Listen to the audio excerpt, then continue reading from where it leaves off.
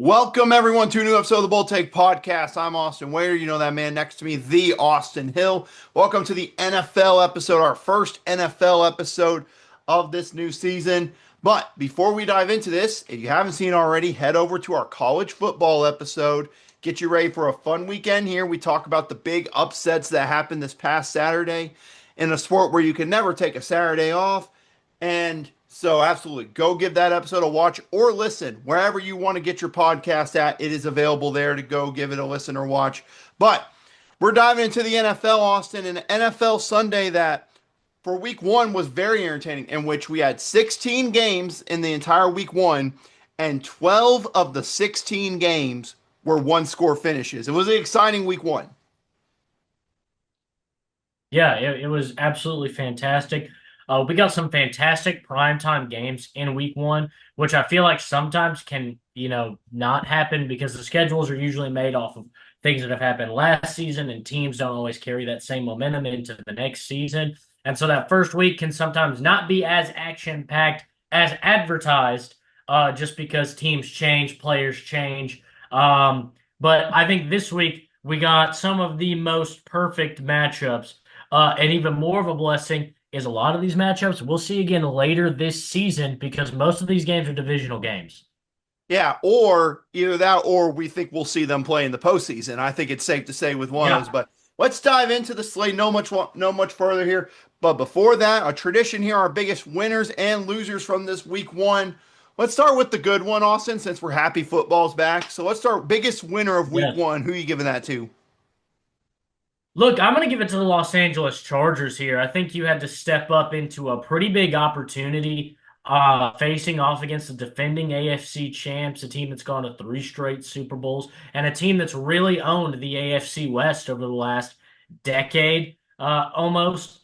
So for them to come out and have this kind of performance, Justin Herbert played a great brand of football, and for this defense to step up the way they did, I think they're our biggest winners. I wanted to give a quick shout out to a Theo Ash on TikTok, I believe is his name. I watched his video breaking down Tart's kind of adjustments that he made, the defensive tackle for the Chargers over the course of this game. Matched up with Trey Smith, the highest paid guard in the NFL right now, and he wasn't having any success on the pass rush. So after he decided to punch Travis Kelce in the face, uh, he started dropping back and walking basically instead of pass rushing, and that allowed him to swat down not one, not two, but three crucial Patrick Mahomes passes in the fourth quarter. And he really helped take over this game as part of the Chargers defense. I thought it was a hats off performance, gutsy, gritty victory for the Los Angeles Chargers. Everything you expect from Jim Harbaugh. These are my winners from week one. All right. I'll take another gander. I'll go with the Green Bay Packers for my biggest winner. Look, they make this big trade. You wonder how it's going to work out.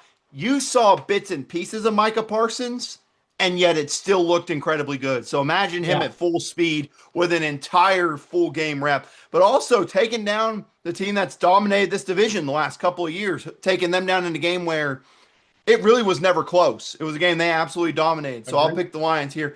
Now, for our biggest loser, I think we know where we're going with this one, but I still want to hear you say who's your biggest loser week one. Look, I'm going to go on down to Dallas. They started our week off pretty bad. Look, it's only a 4-point loss on the score sheet, but they were missing an all-pro, career on the heading towards the Hall of Fame type of edge rusher in this game, and I don't know where else they could have gotten it. Maybe they should look into this Micah Parsons guy that just ended up in Green Bay. Maybe they'd be open for trading him for Kenny Clark and a couple firsts. Yeah. Because this team missed the presence of an all-pro edge rusher. And really just on their defensive line in general, you look at the way the Eagles ran the ball. Jalen Hurts had a field day. You would have thought he was lining up at running back in this one, the way he was just darting into the end zone. So I'm going to go with the Dallas Cowboys, not to mention the 4 drops for CeeDee Lamb as well in this one.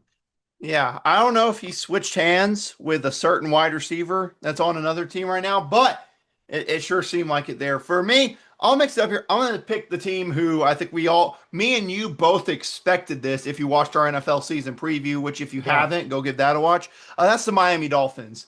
I mean, I think we both thought that Mike McDaniel had a good chance, but I don't think either one of us expected this level of just bad football to happen on Miami's part. The offense couldn't do anything. They made Daniel Jones do stuff that Peyton Manning was doing for the Colts. Like legit, I have stats to prove he's been doing stuff that only Peyton Manning has done in recent memory for them. And also, you got Tyreek Hill arguing on the sideline after that whole debacle in the offseason. So it was an easy pick for me, easily the Miami Dolphins for mine. But we're going to get more into them in a sec. You kind of hinted at it. Let's talk about the games Thursday night, Cowboys, Eagles.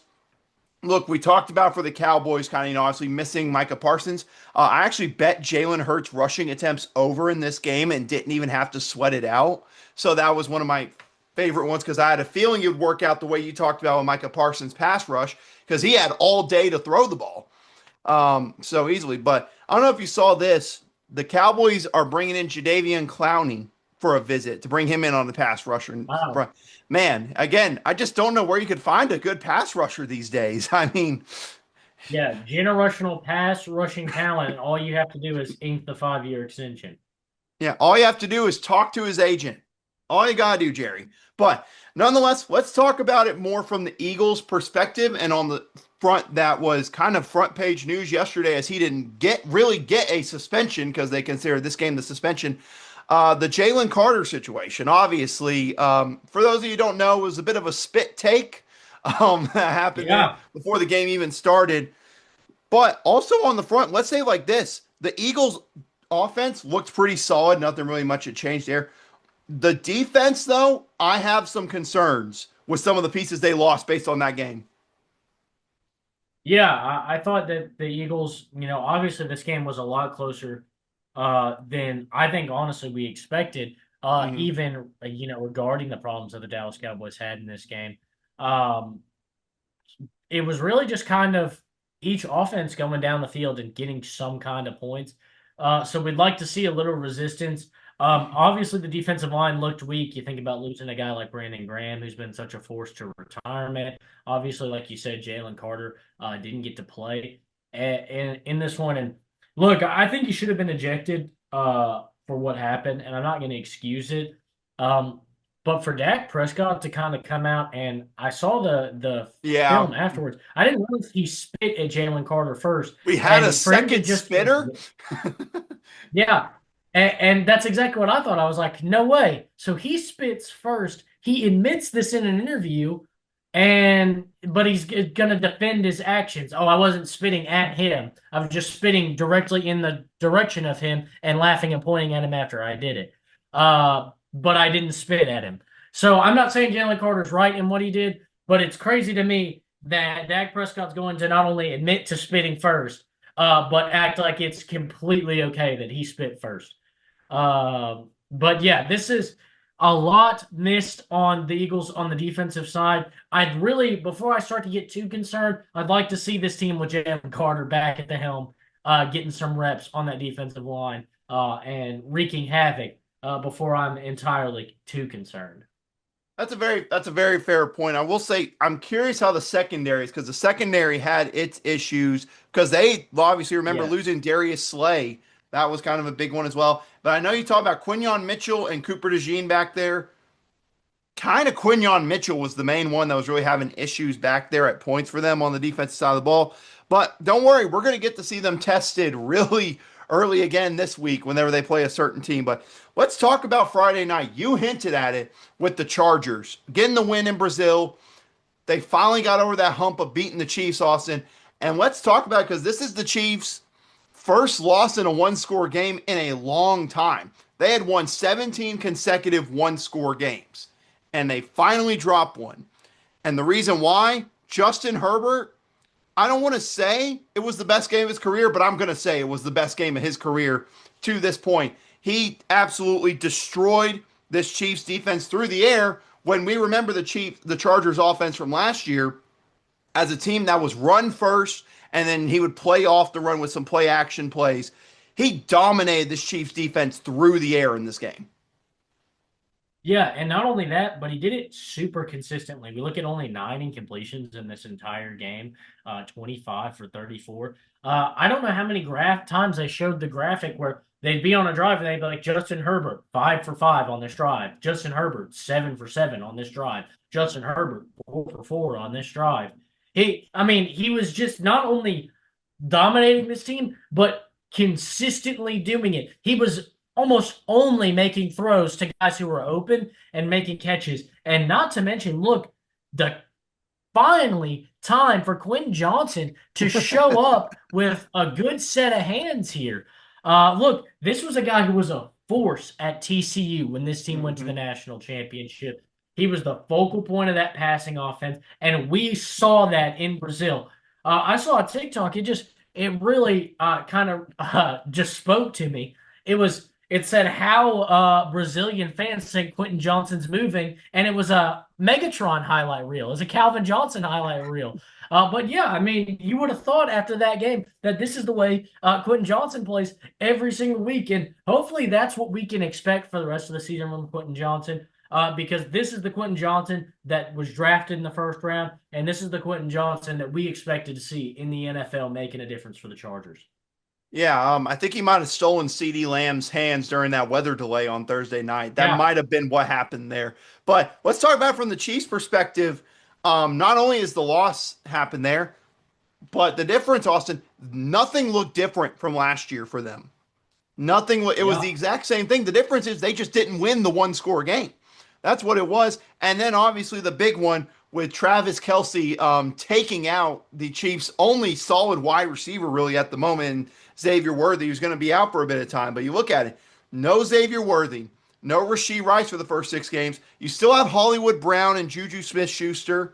After that, there's really kind of a bunch of maybes on there. So my question to you is, I mean, what is it about this Chiefs wide receiving core? What are we going to be doing there if Xavier Worthy's out long term and Rashee Rice not going to be back until week 7 for the Chiefs? Yeah, this is a huge blow, but man, it's going to be a wonder because last season, look, I'll admit we were definitely pessimistic about this receiving room when Rashee Rice was out with the torn ACL, and we didn't really know what Xavier Worthy was going to look like in his first season as an NFL wide receiver. They hadn't yet brought in DeAndre Hopkins, and it was kind of a very similar cast of characters. But I think the thing they don't have this time is they don't have Xavier Worthy, like you said. Last year, we were wondering what was going to happen with this team, but we didn't realize Xavier Worthy was going to make that jump in his first season and be such a solid piece for them. But now they don't have that. They don't have this, kind of wild card guy to pop it. They don't have this rookie who just hasn't gotten enough reps yet. So I don't know where it's going to come from. Patrick Mahomes is a great quarterback. Andy Reid is a great head coach. And surely they'll be able to figure something out with these guys. If they can just catch the football, I think that's what it's going to come down to. But look, it does raise a lot of questions about what happens with this receiving core. I feel pretty much exactly how I felt after week one when Rashee Rice tore his ACL, except this time we saw them lose the close game. The Chiefs didn't edge it out like the Chiefs usually do, and that leads to a lot more questions, like you said. I don't want to say it's like you remember a few years ago with the Minnesota Vikings when they won. I'm trying to remember, was it like 11 or 12 one score games that season? And then Yeah. the next year, they Yes. Yes. basically lost all those one score games. I'm just saying, do you see a scenario where the Chiefs, now that they finally lost one, where it could tailspin and they lose a lot more close games this year? I think it could be likely. I don't think it has anything to do with the level of talent on this team. But like you said, as far as when we talk about Patrick Mahomes and Travis Kelsey, I don't think these guys have taken a step back. But when you look at this receiving core, if they don't get answers soon, if after next week things don't go right and this team doesn't make adjustments with this wide receiving core, I don't know if that leads to a trade or just bringing somebody else in the free agency. I don't know what to expect out of this team because you've got Patrick Mahomes is such a great quarterback, but if your receivers can't make the big plays, I don't know how this team is going to win those close games and carve up the field like Patrick Mahomes typically does. Yeah, let's talk about it. They play the Eagles this week, a Super Bowl rematch. Then they're at the Giants, and then they play the Ravens, who obviously we're going to talk about their game a little bit. But I mean, there's a realistic possibility where we're looking at a 1-3 start for the Chiefs. And I mean, Yeah. last year they lost basically 3 games total last year. So it's going to be interesting to keep an eye on them, especially it'll be a lot more of a panic button if they lose to the Eagles this week. So we'll save that probably for when that happens. Let's get to the Sunday games and let's get it out of the way. Steelers and Jets. Who had this as a shootout on Sunday? Not me. Hand Yeah. up. Steelers under was not the play here. The under went away before halftime. I couldn't believe it. But the Steelers take down the Jets 34-32 in a game where both offenses had questions, Austin. Both offenses were the reason this game was as entertaining as it was because both defenses could not stop either guy. Yeah. When does the Justin Fields slander end? Because this was a game for Justin Fields. As a Justin Fields stan, this was a pleasure to see. I was absolutely, as an Aaron Rodgers hater, I was absolutely shattered that the Steelers won this game. I cannot lie. That's fair. That's And valid. I get it. I was even more disappointed because the Jets really didn't squander their opportunities there until the very end of the game. The thing that hurt this Jets offense was that the kick returner decided he was going to run out a short kick and fumble the ball in Steelers territory, or the Jets territory. I don't know the logic behind it, and it's even more disappointing to me because it left it left the Jets in a position where they ended up losing, even though, like we had talked about with the shootout, teams were cashing in on almost every drive, it felt like. But this was a great game. It was a blast to watch. I think as Steelers fans and as Jets fans, you can really feel confidence, at least where these offenses are this season. For the Jets, I think maybe you're happy about what Justin Fields and Garrett Wilson could look like over the future because that connection they had in college was ever evident in this game. Just the way that when Justin Fields got in that scramble drill, if he knew he couldn't get past the line of scrimmage and get to the scramble, he looked to Garrett Wilson, and Garrett Wilson knew where he needed to go. He Mm-hmm. knew where Justin Fields was going to roll out before Justin Fields did it, and that allows him to make those adjustments. That kind of connection, that kind of chemistry is why you can't take that kind of stuff for granted. These guys know each other so well. They play so well together. I was excited with what I saw from the Jets and for the Steelers. It's another year where Mike Tomlin is going to go 9-8. You can already tell the offense is just good enough to do it with Aaron Rodgers. Yeah, and I will say for the Jets, the one thing I think that helps them out, especially Brees Hall, went back to like rookie Brees Hall. If they get that kind of production out of him this year, then I mean, you never know. We might be talking about the Jets for that 7 seed or that 6 seed in the wild Yeah. card race. But let me say this: while you talked about the fumble, Aaron Glenn cut the guy already. He got cut after the game. Xavier Gibson Yeah. was released, and they brought in a new returner. So it's clear in Aaron Glenn's perspective that he's not going to keep guys around there that are going to cost them games. Pretty simple with that. Because that you talked about, that was really the only thing where I look at is what was a turning point in this game. Besides that, the Jets dominated the Steelers defense. The Steelers' $140 million defense. Yeah, I'm so glad we're spending all that money on the defense for it to get absolutely annihilated straight away. Uh, Listen, the Steelers, I mean, Aaron Rodgers looked good. They used a lot of play action with him, which is what I expected, and it worked really well. What I did not expect was this running back room, which led to Kenneth Gainwell actually playing more snaps than Jalen Warren or Caleb Johnson in this backfield. That's something I had no idea I was expecting in this game. Uh, Yeah. I will say DK Metcalf looked good when we got the ball, but the story to me is Calvin Austin. This is a guy I've loved since we drafted, and he's had injuries or other situations where I'm like, if he could just have a breakout game, I think people would be talking about him. And this was truly his breakout game, at least to me personally. Yeah, this was a great performance. Look, there was a short window of time where DK Metcalf was a Steeler and George Pickens was a Steeler, and the thought process was maybe, even though George Pickens maybe wasn't too happy, uh, hey, this is a good wide receiver 1 and 2 to kind of have two really physical guys. Could be exciting what this passing offense could do. And then obviously the trading of George Pickens to the Dallas Cowboys, it kind of opened up that, well, who is the number 2 receiver here in Pittsburgh? There are a lot of names. Who's going to do it? I think Calvin Austin did a great job solidifying his position as the number two wide receiver and kind of, again, putting away a sigh of relief here for Steelers fans. They can say, hey, we've got a quarterback. We've got top two receivers. We've got two really good tight ends. This is a passing offense that can have a strong effect this season. We shall see. Let's move to the next game, though, in a game that I think, Austin, we can both agree personifies the NFC South. And Tampa Bay taking down Atlanta. This game played just like this division has the last couple of years. Atlanta starts strong. They look like at the end of the game a chance to take the division away from Tampa. And then Baker and Emeka Ibuka steal it away from them at the last second. What a shocker that Emeka Ibuka was a great pick. I remember all the people like, why would you pick a wide receiver with that wide receiver room you have? Ladies and gentlemen, if you have the option to pick an Ohio State wide receiver, I'd recommend making the move. And he was a big reason for why they were able to beat Atlanta in this game. Yeah, I think Emeka Ibuka had a phenomenal performance. He's definitely showing out.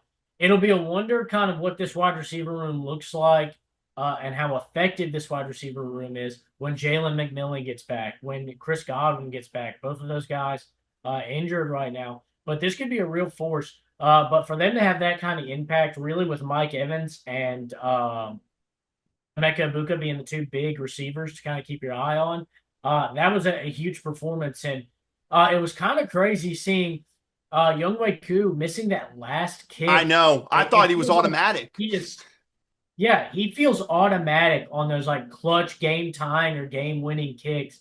And for him to miss that field goal after the missed extra point just before that, it kind of felt just strangely poetic, like you said, for the NFC South. And it really sucks to me because I thought Michael Penix engineered a phenomenal drive on the way down the field. I think Kyle Pitts, I think this whole team really looked really, really good. I'd be excited about Atlanta if I was Raheem Morris or a Falcons fan. This was a good end of game drive. Just a tough 1% chance field goal miss. And again, that really does personify the NFC South over the last couple of years. But I agree, Michael Penix looked really, really good. So there's no doubt in my mind that things are trending in the right direction. Let's talk about something we haven't seen in week one a lot lately.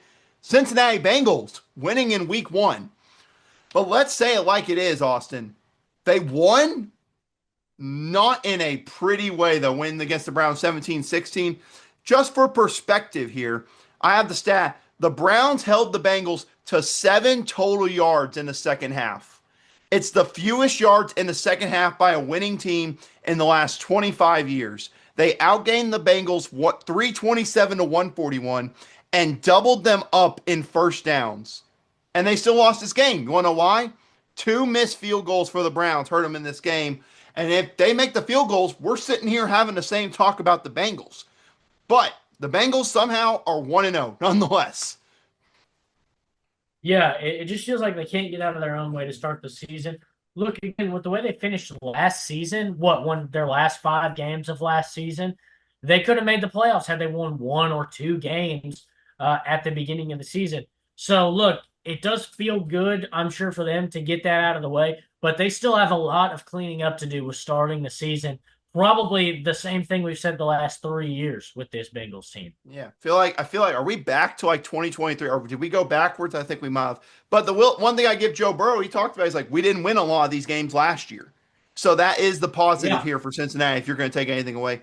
All right, let's get it out of the way. Miami, an absolute disaster of a performance against the Indianapolis Colts, 33-8 against Daniel Jones having a career day in this game. And let me just tell you the stat, Austin. I will go ahead and bring it up to you. Daniel Jones in this game led the Colts on 7 consecutive drives that resulted in points. The last quarterback to do that for the Indianapolis Colts, Peyton Manning in 2006. They also are the first team, as far as I know, and I'll have to double check the stat because it's off the top of my head, but the first team on every single drive that they had the ball in the game. That includes the drives where teams just get the ball and take a knee at the end.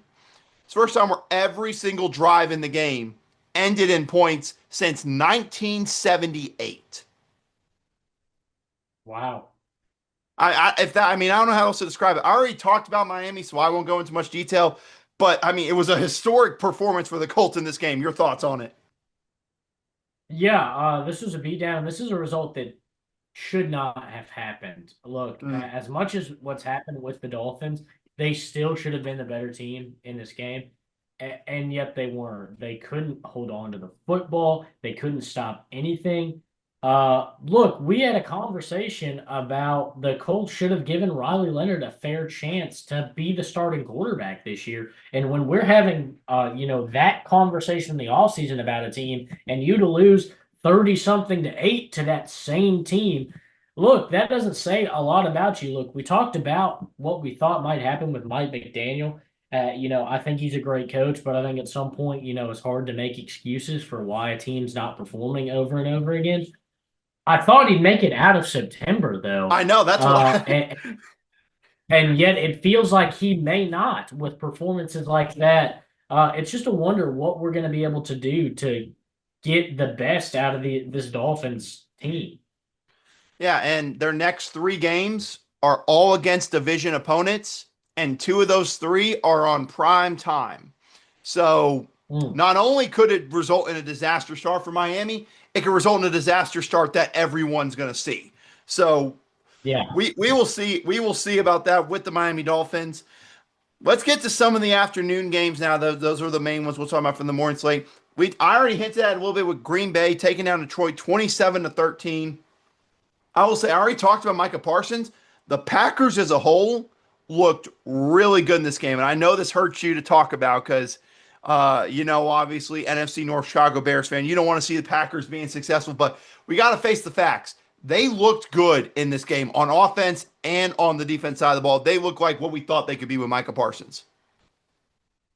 Yeah, it sucked seeing how awesome Jordan Love played in this game because he had a phenomenal game this week. And look, we kind of talked about he's a good quarterback, but was he quite deserving of that big contract he got? And was it maybe too soon after only 1 year as starter? And then he kind of had a rough, kind of up and down kind of go of it last year, and that had to do a lot with injury, I will say. But for him to come out this year and have this kind of game, my goodness, how can you not think this guy's worth it? Lock this guy up while you can. That's what the Packers were thinking. They put themselves a good team together. They've got a good core now that's locked up for the next 4 or 5 seasons. This is going to be a scary team to compete with. They've moved on pretty tremendously after the Aaron Rodgers era. Yes, they did. But now let's talk about from the other side with the Detroit Lions a bit. I kind of talked about it. Look, everyone was wondering in this game, how would they look without Ben Johnson? How would they look without Aaron Glenn? And I think the thing here that no one else took into perspective, at least to me, was the pieces from the O line that they lost. That was part of the struggle. You Yeah. lost Kevin Zeitler, who was a key piece, that veteran piece of that line. Frank Ragnow retired in the spring as kind of a shocker. So you had to shuffle pieces on the O line, and it led to Jared Goff having a rough day out there. Honestly, the coordinator stuff didn't really help either with the way they called it. But as a whole, these are stuff that is very fixable for the Lions, but I have my doubts about this O line. Yeah, this was a tough look for the Lions, and a tough watch. I don't think this is just all of a sudden the end for the Lions, but yeah, they're going to have to make some adjustments up front if they want to have success. Jared Goff isn't your typical kind of, stun them with your speed type of mobile Right. quarterback. So he's not exactly going to be able to just beat every defender that gets through. So yeah, I think some investments on the offensive line would go a long way for this team. And then let's talk. Let me just bring this up. I looked at their schedule, Austin. Honestly, played the Packers this week. This is just all games that are before their bye week. Week one was against the Packers. This week they play the Bears. Obviously, we'll talk more about that in a bit. Then they're at the Ravens on Monday Night Football. They play the Browns. They're at the Bengals, at the Chiefs, and then they host the Buccaneers. That's all just before their first bye week. So what I'm saying, Austin, my question to you is, if they don't get this stuff figured out early on, could this not just be a disappointing year, but an extremely disappointing year for Detroit? Yeah, I think that you've got to get it together now. Like you said, they play the Bears next week. Look, you can't if you go 0-2 in your division to start the season, you're playing for wild card the rest of the season. I mean, you can go ahead and kiss the division goodbye because you're probably going to be playing for wild card the rest of the season. So yeah, they've got to come out and they've got to get their best foot forward and they've got to get going quick because yeah, it could be a slippery slope to start to lose a couple games to start the season. It really could. Let's talk about another one that happened. Broncos and Titans. Broncos win this one 20-12. And let's look at this from the Broncos perspective first. The defense for the Broncos looked as good as ever. Hufanga, the safety pickup, was a key part that helped them win, and the defense helped them win. The offense and Bo Nix, though, it had its question marks on Sunday, to say the least. Yeah, they kind of look slow and maybe just an adjustment. You know, you talk about the sophomore slump some guys have. Uh, could potentially be something we see Bo Nix go through. Might be a little bit tougher going this season. But look, I think for the most part, you take the positives out of it. Kind of like Joe Burrow said earlier, we were talking about. You know, just win the game. Get through the Mm-hmm. game. You win the game. My personal logic here: they don't ask you how you want them. So if you Mm-hmm. can go through and you can make the adjustments and you can play better next week, and you know at the end of the season, nobody's going to say, "How'd you win each one of those 12 games you won last season?" Nobody cares. Mm-hmm. So if you can go out and make the adjustments and play a heck of a lot better, I'm not too worried about it. I think before I start to worry about a sophomore slump for Bo Nix, I'm going to need to see consistent bad play. But as long as you've got a defense like this behind you, it's going to be really hard to lose games even on your worst nights. And that was my exact reasoning for why I had them making the playoffs. And when we talked in our season preview was, yeah, he might struggle this year, but if that defense plays anywhere close to what it did last year, they'll be a playoff team. There's just no question. But let's talk about the Tennessee Titans in this game. And my goodness, let's get out of the way. Cam Ward looked really, really good in this game. The Titans Yeah. receiving core did not look good. Just pretty quick summary there. Yeah, you'd like to see adjustments there. Maybe some of the veterans step up. Look, you can make your excuses for guys like Alec Amaner, rookie receiver, playing in his first NFL game. But you'd like to see some more of that veteran presence kind of step up and be more effective in this lineup. Agreed. I mean, one of those, Calvin Ridley, had a huge drop late in that game that really kind of ruined their chances of making that comeback. We're going to talk about a couple more here in the afternoon. We had the Niners beating the Seahawks 17-13. And Austin, let's start with the Niners. They won this game, but did they really win? Because after the game, let's face it, George Kittle on IR for the next couple weeks. Brock Purdy dealing with shoulder and ankle injuries. Basically, to summarize, if Christian McCaffrey is the healthiest skill player on your team, that's a problem. That is a major problem for the Niners going down the road. And then for the Seahawks, this game ended exactly how me and you pointed it out with signing Sam Darnold. He can be great when you give him the time, but if he's pressured, he's going to turn the ball over, and that is exactly how this game ended. Yeah, look, it was tough to see for Seattle because I feel like they've added a lot of good pieces to make themselves kind of a big player in the NFC and in the NFC West. But yeah, that this was a tough game, and you're right. There are some worries for the 49ers, but they win this week, so they get to go into next week at least on the high of a win. But for Seattle, man, Sam Darnold's going to have to make some adjustments. Look, if pressure is constantly going to be the issue, I think we could see Jalen Milroe a lot faster than we might Mm-hmm. expect. That's why I think if this season starts slipping out of control, why not give him a shot? Why not give Jalen Milroe a shot out there and give him the chance he can? And then the last one we're going to talk about before we get into the last two primetime games, Rams beating the Texans 14-9. Austin, this game played out exactly like we thought. The Texans O line did not get any better. The Rams offense basically had to do okay for two drives and they won this game because their defense was constantly getting pressure on CJ Stroud the whole game. Yeah, it was just trouble. And look, it was an interesting decision. Matthew Stafford having all those neck injuries for them to have him going on QB sneaks and tush pushes. I thought that was a Yeah. little bit of a bold strategy. But yeah, this was a tough game for the Texans. Really needed this game to go out and start your season early with a win. And for the Rams, look, that force on the defensive line, they're going to be a problem with those young players on the defensive line. They have really adapted well to losing Aaron Donald. They have gotten the right kinds of guys on this defensive line to continue to have that kind of forceful defense that they've had for the last decade. Absolutely. Yeah. I mean, I heard Jared Verse is all right. I heard they were all right here. So I think Yeah. they'll be fine. But let's get to Sunday Night Football, Austin, in a game that we talked about, in a game that everyone thought had the potential to be the game of the week. It might have been the best game we're going to see this year, if we're being honest here. Bills beating the Ravens 41-40. I'll let you talk about your thoughts about everything with the Ravens and their collapse in this one, but I just want to bring out a couple of stats that we're going to talk about here and why this was such an historic collapse for the Ravens. They are the first team in NFL history to score 40 or more points and rush for 235 or more yards in a loss. Teams that did all that, including playoffs, were 277 and 0. And then here's another one. This one was the one that really surprised me. Team since 2000, since the year 2000, teams that were trailing by 15 or more points in the final 4 minutes of the fourth quarter were 2 and 2,312. Wow. It's ridiculous here, but nonetheless, your thoughts on it? Because I mean, before the choke, the Ravens looked like we thought they could be.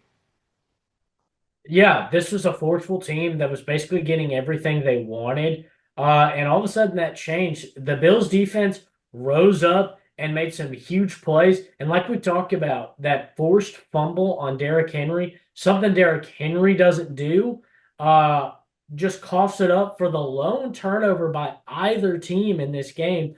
Comes at such a crucial point to give momentum. And how about hats off to Keon Coleman, who really stepped Mm-hmm. up and thrived in that wide receiver one position in this game? Absolutely. And then let's talk about. So my question to you: the Bills do the score the touchdown, then they get the fumble and score again.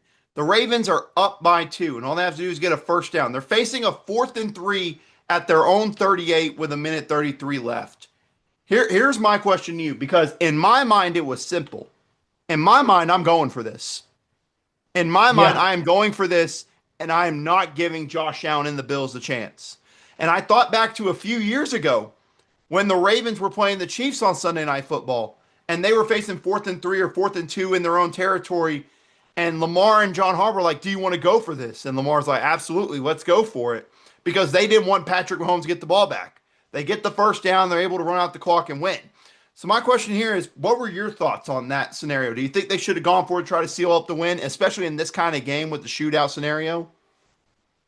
I think that's the DNA of Lamar Jackson is to, go for it in these situations. And I think that's why they brought him in uh, when they drafted him, to be this big time playmaker. And look, they wanted to be this aggressive, go for it team.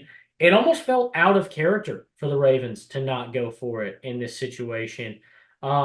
And so I am surprised. And also after that, you think about the big throw uh, Right. down at the end. How on earth, if you're Jair Alexander, do you make a tackle there? You've already Mm, been beat. Give Lamar and your firepower offense that's gone down the field all but 2 times in this game and scored. Get Lamar back on the field. Don't let them waste away the rest of the clock. And I mean, me personally, I'd rather lose, have it knowing my offense was out there and had a chance to win the game than exactly. they need the clock out in field goal range. Exactly. That was my thing too. Because when he made that tackle, I was like, okay, that's ball game. Because now they could just run this clock out. That's exactly what the Bills did to win it. But my question for you is, I mean, it's just about this Ravens team. We look at them every single year. We're like, they have arguably the best QB in the league. They have one of the league's best defenses, best secondaries. They have an unstoppable running back tandem. They have some good veteran wide receiver to go with a Pro Bowl wide receiver. They have everything that you look at and say, that's a team that should be in the conference championship or in the Super Bowl almost every single year. And yet they aren't. I mean, I'm just trying to figure out answers here for this Ravens team. What is it? Because I really can't figure it out. Yeah, they've got to figure it out. And look, I think they can't shy away from who they are, who they've been over the last few years with Lamar Jackson. I think it comes back to that fourth down aggressiveness. Obviously, had they converted there, the game's Right. over. So I think that this is a Ravens team that needs to go back to playing football the way they played football over the last 5 years. Absolutely. But let's get into the last game of week one, Monday Night Football, Vikings and Bears. I'll just say really quick, and then the floor is yours, Mr. Bears fan for the Ben Johnson Navy Vikings. A rally in the fourth quarter to win it 27-24. Obviously, you watched the game. Your thoughts on it? Look, I'll be honest. I did have a tough time going to bed after the Bears lost on Monday night. I was disappointed that we blew it at the end. But at the same time, in the days since, I realized that that's like a sense of being able to find joy.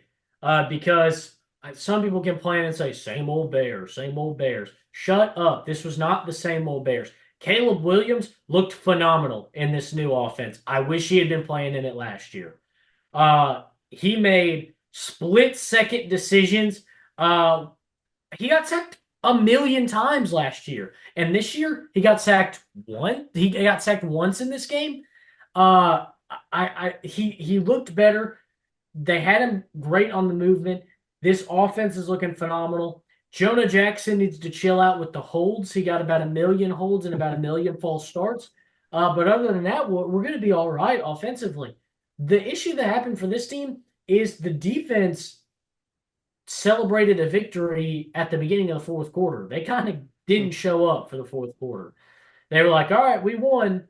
And they just kind of let the Vikings have it at the end of this game. And it didn't help we were missing Jalen Johnson. So you knew at some point Justin Jefferson was going to make his impact. It just sucked. It had to be at the very end of the game that Justin Jefferson decided that he was going to show up and play like the best receiver in football. Um, but look, I'm not disappointed with this team. I think they played great against an opponent that they really weren't expected to beat. And look, I made money off this game. I bet a Caleb Williams and a JJ McCarthy anytime touchdown, and it cashed. So I made $45 on this game. That is the right perspective right there. That is the right perspective to have for it. I will say this: all the people who are like, "Man, Ben Johnson. I mean, what a waste that was." I think people need to remember how his tenure in Detroit started.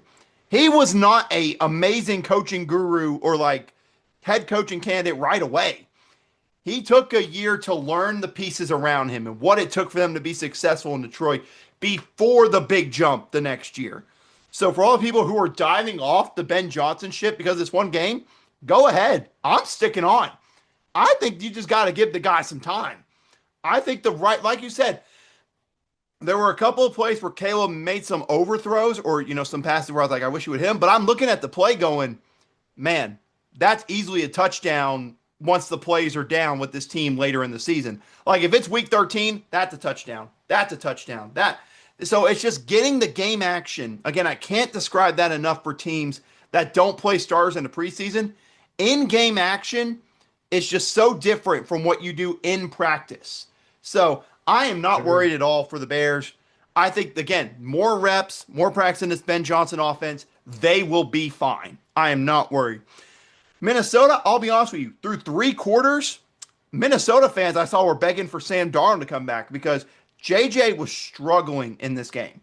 He was struggling to get comfortable in the pocket. The Bears defense was getting to him. But I'll give the guy credit for when credit's due. He made some big throws in that fourth quarter for the comeback for the Vikings. Saw why they gave him a C on his chest for a captain right away in this with a great win here for the Vikings. You talking about this is a Vikings team that won 14 games. Amazing defense. All these pieces. The only question was quarterback. And they didn't see it in the first 3 quarters, but in the fourth quarter they saw it. So absolutely, with your points are correct on the Bears and them. This was a great game, really, to cap off week one for me. But let's Absolutely. get into this next slate into week two. A lot of very intriguing games. Let's start with the one that's going to be played Thursday night. Man, oh man, what a matchup this has potential to be. Washington Commanders heading to Lambeau to take on the Packers. And let's just say like it is, Austin. The Commanders won by basically not really doing anything against the Giants. Let's just be frank. They really didn't have to do much in that game in order to win. Now they're heading to Lambeau in a Packers team where Micah Parsons will probably get more game reps this week. So, obviously, my question is who do you have winning in this matchup? But really, dare I say, two of the future faces of the NFC over the next couple of years. Yeah, I think we're going to see a Packers team that comes out and wins another one kind of big and lopsided. And that's not because I think the Commanders are bad, but like you said, they were kind of didn't have to do much against the Giants. I think that whiplash of going from one of the worst teams in the NFL to one of the best teams in the NFL is going to catch them off guard, especially when the Packers played so good and so dominantly against the Detroit Lions a week prior. Yeah, I'm going to be honest with you. Exact same thought as mine. I'm feeling I will probably end up betting Packers minus 3.5 on the spread there because I think they will win by more than a field goal in this game. Let's go to Sunday. A couple of game picks here, and let's get the one out of the way that we hinted at. Bears and Lions. This one's interesting for multiple reasons. Number one, Ben Johnson, obviously, the talk him coming back to Detroit. How's he going to do? But number two, Austin, you hinted at when talking about with the Lions. Both these teams are 0-1. So both teams are 0-1 in division play. And no matter what, we know what the storyline's going to be. If the Lions start 0-2, we know exactly how the storyline's going to be. If the Bears start 0-2, we know exactly how that storyline's going to be. Your thoughts on the game for the Bears? Obviously, I think I know you're leaning with the Bears, but your thoughts on it? Yeah, look, obviously I'm gonna pick the Bears. I'm not, especially in week two, I'm not gonna say the Bears aren't Right, gonna win. right. I'd like to have a little bit of hope, have a little bit of fun this season. But look, I think this is an opportunity to come out and follow through on the good stuff that we did last week and the big plays. And it just comes down to a couple more completions, really, and the game's different against Minnesota.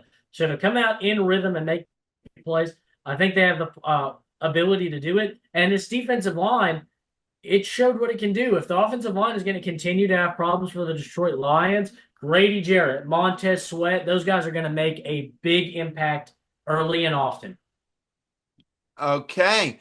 I'm going to go with a trend that I had last year. That if you remember from my bets of the week, which was that the Lions have been so good following a loss with Dan Campbell. However, 6.5 points, it won't be my bet of the week, but I'll bet on the Lions to at least win at home in this game. Now, and that's going off of the thing from last year where it was the way the Lions bounced back after losses over the Yeah. past couple of years have been so good. Obviously, they had Ben Johnson on the staff following those losses. So we'll find out if I can actually trust Dan Campbell and them this season with this game. Next one is an interesting one. Jaguars and Bengals going on in Cincinnati.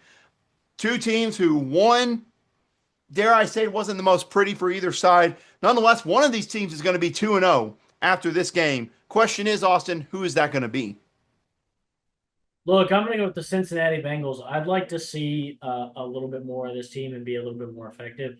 But I think they've got a better defense, a defense that can kind of make plays and stop this Jaguars offense. I think we'll see a much better Joe Burrow here in week two. I want to say it, but at the same time, I keep on thinking about the Bengals and the way they've started season super slow. And it feels like if you're going to get the Bengals, you better get them early in the season because come November, it's going to be tough to beat this team. So let's pull an upset here. I'm going to go Jacksonville to go on the road and upset the Bengals in this game. Really nothing other than what I talked about with the Bengals. I think Jacksonville looked okay in week one against the Panthers. Totally different storyline. Panthers did not look even close to what I thought they were going to look like in week one, if we're being honest here. But Yeah, no kidding. it was a good win for Jacksonville. I'll pick them to pull off the upset on the road. Okay, let's go. We're going to pick one more noon game. That is the Bills heading to New York to take on the Jets. Now, prior to the start of week one, I didn't think this was going to be a game pick. I really didn't think so. But with the way the Jets played offensively, I think you have to consider this a game pick, especially with how bad the Bills struggled against the run. If Justin Fields, Brees Hall, and them can run the ball, I think there's a chance here. Plus, the weather conditions are not supposed to be great. It's supposed to be a rainy day there. What's going on at the Meadowlands? Bills or Jets? I'm going to take the Bills in this game. I think it's going to be an awesome game to watch. I think it'll be closer now than we probably expected, like you said, coming into the season. But I still think the Bills riding high off of that victory. I think they know what they can do. This is a team that we've seen now can tap in even in the fourth quarter and find a way to make things happen and get the game going. I don't think they'll need last second heroics, but I do think this will be closer than we expect. Yeah. I'm going to go off the mantra and just follow the week one stats where the Bills could not stop the run or a running quarterback to save their life against the Ravens. And if Justin Fields and Breece Hall are on point with this run game, I'll pick them. So why not? I'll pick the Jets. I'll pull off the upset. Plus, I don't want to say I think the Bills are due for a fall off after their miracle win on Sunday Night Football, but that's kind of where I'm leaning with it. If the Bills can stop the run, they'll win this game comfortably. But if Justin Fields and Breece Hall just have caused as much trouble as Derrick Henry and Lamar Jackson did, they might be in trouble in this one. So I'll pick the Jets in an upset. All right. We'll pick only one afternoon game because then we got some primetime games we're going to talk about. And it's the Super Bowl rematch, Austin. Eagles and Chiefs. Let's talk about it from the Chiefs side, obviously. 0-2 is very possible here, which some we really don't see with the Chiefs. They're at home taking on the Eagles, who had their really good moments, but also a few questionable moments I talked about on the defensive side of the ball. And the good news for the Eagles, Jalen Carter, that week one game getting ejected really was his suspension because he missed the whole game. So he's able to return this week for the Eagles. Who wins the Super Bowl rematch? Look, I'm going to go the Eagles. I'm going to go off the team that looked good this past week. I don't think that there's no world, like, I'm not going to say there's no world where Kansas City doesn't win this game. I think we know by now not to just count out the Kansas City Chiefs. But I'm going to lean with the Eagles. I think they played better. I think they have a better start. And I think their team looks a lot better right now overall. So, I'm not going to be the one to bet on heroics of Tyquan Thornton to be the difference in this game. That hey, I respect that. That's absolutely fair. But I will say this: I'm going to go off again a trend that I saw for this one. Again, the Chiefs are an underdog at home. It's hard for me to go against Patrick Mahomes and the Chiefs as underdogs at home. So I'm going to go with the Chiefs here very cautiously. Of course, like I said, it's going to take some heroics in this game for that to happen. So I'm gonna go with the Chiefs again until I see them lose at home as underdog. If they start this one 0-2, then again I think my perspective on the Chiefs will change. But like I talked about, it's hard to ever really count the Chiefs out. So I'm gonna pick the Chiefs to win. Then we'll go from there. All right, double header on Monday Night Football. The last two picks here: Buccaneers and Texans on Monday Night Football. The first one, can the Texans O-line bounce back at home against this Buccaneers team? Again, not a completely healthy offense, but we're able to get the win. Buccaneers and the Texans. Who do you got for this one? I like the Buccaneers in this one. They looked good. They played well. I think that their kind of new look defense could maybe make some plays here, even though they didn't look super duper great last week. I don't think it takes a lot to have a lot of effect against this Houston Texans offensive line. Yeah. And that's completely my bad. I completely skipped over the Monday night game or the Sunday night game because I thought I had said it already. Let's go back to Sunday then. That's on me. Sunday night football with the Falcons and the Vikings. This is intriguing mainly for the quarterback play of Michael Penix versus J.J. McCarthy. We know what happened the last time these two quarterbacks faced off in that national championship. What do you see for both these young guys on the bright lights of Sunday night football? Well, look, I think you want to look at J.J. McCarthy and see if he can step up earlier and make bigger plays and maybe cut out some of the mistakes. You think of the interception, uh, just cut out some of those little mistakes and improve, and that'll help this team a long way. But I'm going to lean on the Falcons in this game to go out and get it done. I like the way they played. They played steady, consistent, firm the whole way through that last game, and really lost on, like I said before, a 1% chance to miss a kick is what happened there. I think this team's going to come out and play the Vikings well and get the job done. Absolutely. Well, for mine, I'm going to absolutely agree with you on that with the Atlanta Falcons. Kind of the same thing. I thought Atlanta played solid, just disappointing ending there. And plus, my question is, yeah, Minnesota had a great fourth quarter comeback and won. You're not going to be able to do that against every single team every single week. So until I see that from Minnesota and later in the season with JJ, I'm going to ride with the team against them. I'm going to pick the Falcons. Final pick here. Chargers and Raiders, 9 p.m. kickoff on ESPN. Just as a ESPN, no more double headers, please. No more double headers. Yeah, It really kind of agreed. takes the fun out of what a primetime game is supposed to be. So, Chargers in Vegas taking on the Raiders. What do you got for this one? This is a tricky one because Herbert and them look good for you, but you are very high on this Raiders team. I like the way the Raiders look too. They came out and they won in their last game. But with what I saw out of this Chargers defense, I like them. I don't know if they'll be able to stop Ashton Genty, but I think they'll be able to disrupt the pass. And if Justin Herbert's firing on all cylinders, you can't afford to be missing pieces on the offensive end on the other side. I'm going to go with the Chargers in this game. Yeah, that was kind of my thinking too. I think the Raiders were good in their week one win over the Patriots, but I thought Justin Herbert looked MVP caliber in that game. So I'm going to ride with the hot hand, Agreed. especially if they give him the chances to throw the ball like they did. I'm with you on the Chargers. But last segment here, Austin. Let's get to that bet of the week.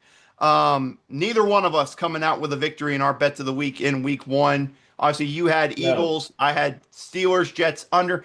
I'm gonna have to rethink things if Steelers under is no longer a guaranteed thing. I might have to reconsider all my factors when it comes to betting.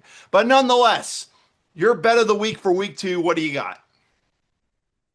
Look, I'm not shying away from what I did last week, even though it didn't pay off. I'm taking Ravens minus 11 and a half versus the Browns this week.